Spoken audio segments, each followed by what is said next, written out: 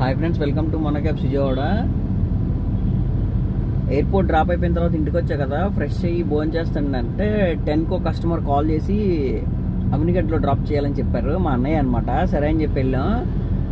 అన్నయ్య దగ్గరికి వెళ్ళే లోపు ఏంటో సడన్గా హెడ్లైట్స్ బల్బులు ఉంటాయి కదా, బల్బులు రెండు పోయాయి. హై బీమ్ లో బీమ్ రెండు పోయాయి. ఏంటో మరి ఫీజు ప్రాబ్లమా లేకపోతే ఏం ప్రాబ్లమో తెలీదు. ఫోక్ ల్యాంప్స్ ఉంటాయిగా, అది ఫోక్ ల్యాంప్స్ మన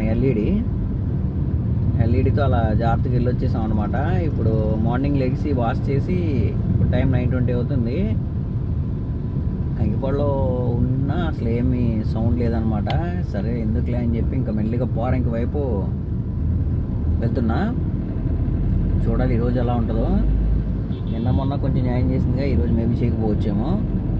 ఇంకోటి ఏంటంటే అది హెడ్లైట్స్ బల్బ్స్ చూపించాలన్నమాట. అది వాల్డర్ ప్రాబ్లమా ఫీజ్ ప్రాబ్లమా ఏమో మరి తెలియదు.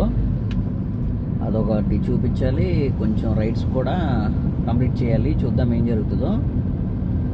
కంటిన్యూగా లాగిన్ అయితే మాత్రం బాగానే పడతాయి. మరి ఈరోజు పడతాయో లేదో చూడాలి. Thank you watching my video.